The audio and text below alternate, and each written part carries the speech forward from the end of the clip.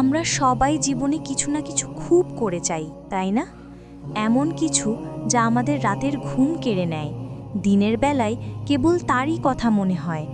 এমন এক তীব্র আকাঙ্ক্ষা যা আমাদের অস্তিত্বের গভীরে মিশে যায়।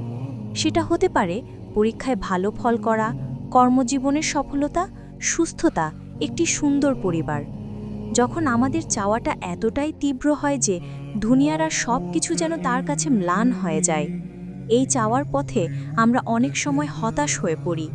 মনে হয় বুঝি আর হবে না, বুঝি আল্লাহ আমার কথা শুনছেন না। কিন্তু এখানেই লুকিয়ে আছে এক গভীর ঈমানি শিক্ষা। আল্লাহ তাআলা পবিত্র কুরআনে বলেছেন, তোমরা হতাশ হইও না আল্লাহর রহমত থেকে।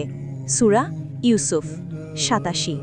যখন আমাদের অন্তর কোনো কিছু তীব্রভাবে কামনা করে, তখন বুঝতে হবে এর পেছনে আল্লাহরই কোনো পরিকল্পনা আছে।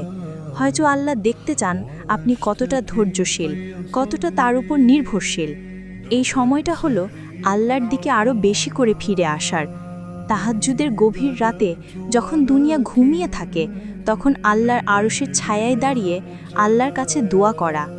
ইমাম ইবনুল কাইয়িম বলেছেন, দোয়া মুমিনের হাতিয়ার। আর যখন এই হাতিয়ার সঠিক সময়ে, সঠিক পন্থায় ব্যবহৃত হয়, তখন তা পাহাড়কেও ডলিয়ে দিতে পারে। শুধু দোয়া নয়, এর সাথে প্রয়োজন আমাদের প্রচেষ্টা এবং আল্লাহর উপর পূর্ণ ভরসা। নিজেদের গুনাহের জন্য ইস্তিগফার করা, বেশি বেশি নেক আমল করা, সাদাকা দেওয়া, কারণ আল্লাহ তার নেক বান্দাদের প্রয়োজন পূরণ করেন।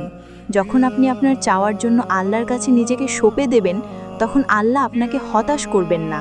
মনে রাখবেন, আল্লাহ আপনার জন্য যা নির্ধারণ করেছেন সেটাই আপনার জন্য সর্বোত্তম। হয়তো আপনি যা চাইছেন তা আপনার জন্য কল্যাণকর নয়, আর আল্লাহ আপনাকে তার চেয়ে উত্তম কিছু দেওয়ার জন্য অপেক্ষা করছেন। তাই যখন কিছু খুব করে চাইবেন, তখন হতাশ না হয়ে আল্লাহর উপর ভরসা রাখুন, দোয়া করুন এবং নিজের প্রচেষ্টা চালিয়ে যান। ইনশাআল্লাহ আল্লাহ আপনার জন্য সেরাটাই করবেন। এই ভিডিওটি যদি আপনার ভালো লেগে থাকে, তাহলে অবশ্যই লাইক করুন, শেয়ার করুন এবং আমাদের চ্যানেলটি সাবস্ক্রাইব করুন। আপনার মূল্যবান মতামত কমেন্ট করে জানান।